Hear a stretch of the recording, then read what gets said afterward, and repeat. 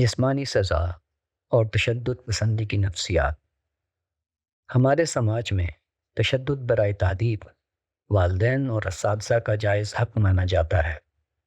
اس سے تشدد برائے اصلاح کا جواز پیدا ہوتا ہے۔ تشدد پسندی نفسیات کا حصہ بن جاتی ہے اور مسائل کو بزور طاقت حل کرنے کی خو پیدا ہوتی ہے۔ کسی انتہائی نوعیت کے واقعے میں معاملے کی سنگینی واضح کرنے کی خاطر کبھی ہلکی پھلکی جسمانی سزا کی ضرورت شاید ہو سکتی ہے۔ شفقت آمیز والدین کی طرف سے اتنی سزا بھی تنبیہ کے لیے کافی ہو جاتی ہے۔ تشدد کا جواز بہرحال کبھی پیدا نہیں ہوتا۔ بچوں کو نظم و ضبط، اخلاق و آداب اور کچھ ضروری مہارتیں سکھانے کے لیے کچھ سختی کرنا پڑتی ہے، مگر اس کے لیے بھی کسی جسمانی سزا کی ضرورت نہیں ہوتی۔ تشدد سے اصلاح انداز تربیت کی غلطی ہے۔ یہاں اصلاح کی ضرورت اصلاح کار کو ہے۔ برائے تربیت بچوں پر تشدد کرنے کا مذہبی جواز رسول اللہ صلی اللہ علیہ وسلم سے منسوب ایک روایت سے بھی پیش کیا جاتا ہے، جس میں بتایا گیا ہے کہ بچہ 10 سال کا ہو جائے تو اسے نماز نہ پڑھنے پر سزا دی جائے۔ یہ روایت رسول اللہ صلی اللہ علیہ وسلم سے ثابت نہیں۔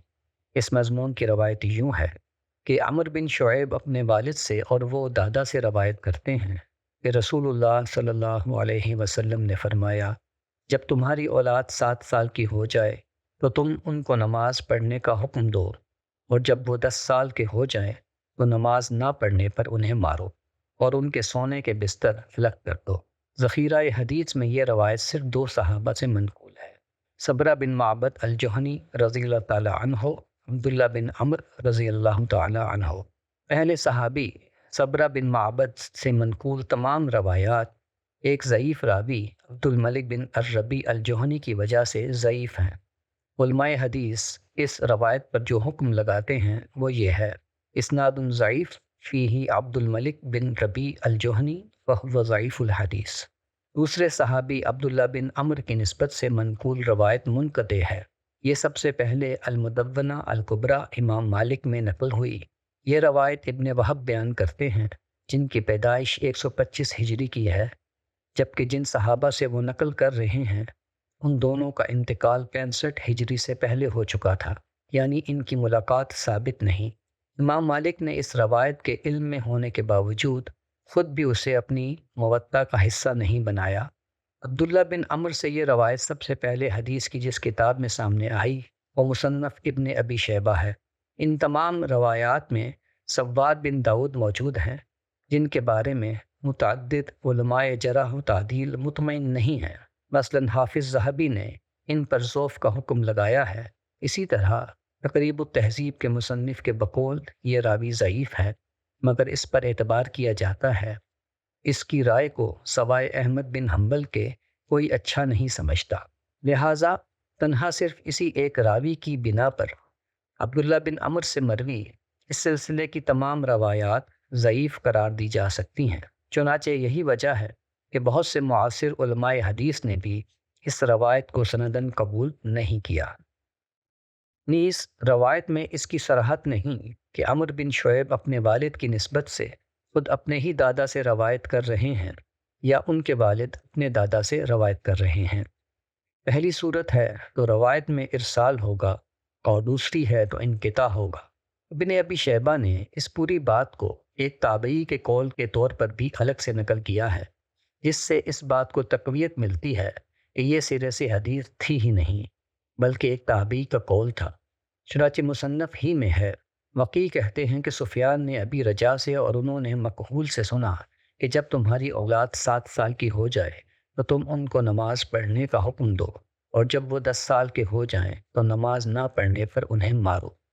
یہ غالباً کسی صحابی کا اثر یا تابعی کی اجتہادی رائے تھی جو ایسے نقل ہو گئی۔ اس بات کی تائید مسند بزاز کی ایک اور روایت سے بھی ہوتی ہے۔ امام شوکانی نے اپنی کتاب نیل الاوطار میں بھی اسی بات کی طرف اشارہ کیا ہے اور بتایا ہے کہ ایک دوسری روایت میں یہ صراحت ہے کہ یہ پوری روایت رسول اللہ صلی اللہ علیہ وسلم کی وفات کے بعد ایک کاغذ پر لکھی ہوئی ملی تھی، جس میں رسول اللہ کی نسبت کے بغیر ہی کسی شخص کے الفاظ لکھے تھے کہ اس کے بقول بچے کو نماز نہ پڑھنے پر غالباً 9 سال کی عمر میں مارا جا سکتا ہے۔ روایت یہ ہے، عبید اللہ بن ابی رافع اپنے والد سے بیان کرتے ہیں کہ ہمیں رسول اللہ صلی اللہ علیہ وسلم کی وفات کے بعد تلوار کے پاس ایک کاغذ ملا تھا جس پر لکھا تھا بسم اللہ الرحمن الرحیم، بہن بھائیوں کے بستر 7 سال کی عمر میں الگ کر دو اور بچوں کو میرے خیال کے مطابق 9 سال کی عمر میں نماز نہ ادا کرنے پر مارو۔ یہی وجہ ہے کہ بخاری اور مسلم تک نے اپنے انتخاب میں اس حدیث کو قبول نہیں کیا۔ ملخص از تحقیق جناب حسن الیاس، بچوں کو نماز نہ پڑھنے پر مارنا، ماہنامہ اشراق، اگست 2021۔ یہ روایت علم و عقل کے مسلمات اور دین کے مجموعی مزاج سے بھی بظاہر متصادم نظر آتی ہے۔ جب شریعت میں نماز کا مکلف ہی بالغ فرد ہے تو 10 سال کی عمر میں نماز ادا نہ کرنے پر مارنا ناقابل فہم ہے۔ اس کے ساتھ نفسیات کے ماہرین بھی یہ بتا سکتے ہیں کہ بچپن کی یہ سختی کیسے انسانوں کے مزاج اور مذہب سے تعلق پر اثر انداز ہوتی ہے، جبکہ دوسری جانب رسول اللہ صلی اللہ علیہ وسلم جیسی کریم النفس شخصیت جنہوں نے پوری زندگی دین کو نرمی، ملائمت اور استدلال سے سمجھایا، وہ کیسے علی الاطلاق ایسی ہدایت کر سکتے ہیں جو جسمانی مار، نفسیاتی دباؤ اور عبادت جیسے شعوری عمل کو زبردستی ادا کرانے کی ترغیب بن جائے۔ تشدد پسندی دراصل ہمارے جاگیردارانہ کلچر میں شامل ہے۔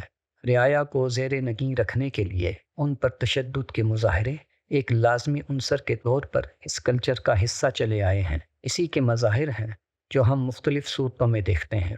ہماری علاقائی زبانوں میں موجود محاورے اور ضرب الامثال تشدد پسندی کے جواز کے عکاس ہیں۔ بابا بلے شاہ سے منسوب یہ اشعار یہی بیان کرتے ہیں کہ 4 کتاباں اتو لتھیاں تو لتھا ڈنڈا، 4 کتاباں کچھ نہ کیتا سب کچھ کیتا ڈنڈا، یعنی کہ 4 الہامی کتابیں اوپر سے نازل ہوئیں اور ڈنڈا بھی اوپر سے نازل ہوا۔ چاروں کتابوں سے کچھ نہ ہوا، جو کچھ ہوا ڈنڈے سے ہوا۔ بچے کو استاد کے حوالے کرتے ہوئے والدین اور سرپرستوں کا یہ کہنا کہ بچے کی ہڈیاں ہماری اور گوشت آپ کا، یعنی بچے کی ہڈیاں نہ ٹوٹے، باقی کھال پر جتنا چاہے مشق ستم کیجیے، تشدد کے جواز کا بیانیہ ہے۔ لوگ فخر سے بتاتے ہیں کہ بچپن میں انہوں نے والدین اور اساتذہ سے کتنی مار کھائی۔ ہمارے ہاں جسمانی سزائیں آخری چارہ کار نہیں بلکہ ترجیحاً اختیار کی جاتی ہیں۔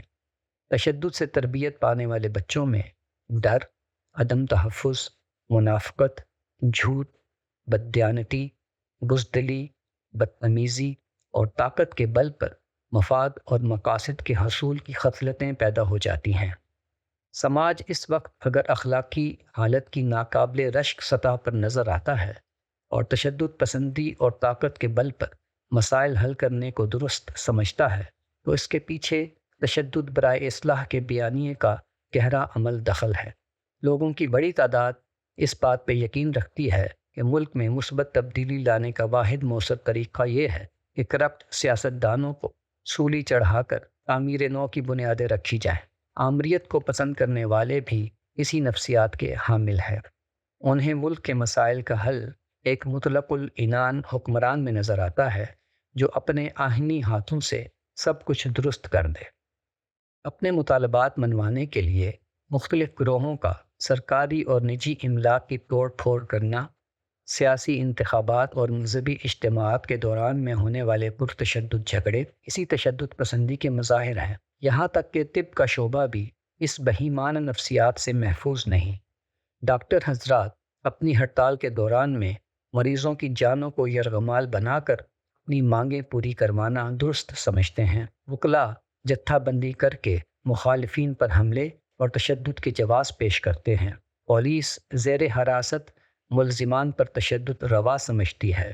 سڑکیں بند کر کے لوگوں کے روزگار بلکہ بسا اوقات ان کی زندگیوں کو داؤ پر لگا کر اپنے مطالبات منوانا معقول گردانا چاہتا ہے۔ فرد اور سماج میں حقیقی تبدیلی کن عوامل کے تحت آتی ہے اور اس میں کتنا وقت لگتا ہے؟ تشدد پسند ذہنیت اس نفسیاتی اور سماجی سائنس سے نابلد ہوتی ہے۔ جس تبدیلی کا خمیر طاقت کے استعمال اور تخریب پر رکھا جائے، اس کے کیا نتائج نکلتے ہیں، تاریخ کے المناک تجربات سے یہ نفسیات واقف نہیں۔ ڈر اور خوف سے اختیار کی گئی تبدیلی منفی اور ناپائیدار ہوتی ہے۔ تبدیلی وہی دیر پا ہوتی ہے جس کے لیے انسانی شعور کو مخاطب کیا جائے، اور اس میں وقت لگتا ہے۔ بچوں کے رویوں میں مثبت کردار پیدا کرنے اور منفی عادات کی روک تھام کے لیے والدین اور اساتذہ کے ذاتی حقیقی کردار اور اچھے ماحول کی دستیابی سے بڑھ کر کوئی چیز مؤثر نہیں ہوتی۔ بچوں پر تشدد ایک بھیانک عمل ہے جس کے نتائج فرد اور خاندان سمیت پورا سماج بھگتتا ہے۔ بچوں پر تشدد کی روک تھام کے لیے ضروری ہے کہ قانون بھی اس سلسلے میں اپنا مؤثر کردار ادا کرے۔ اس سلسلے میں کرنے کا پہلا کام خود پولیس کی درست ذہنی تربیت ہے۔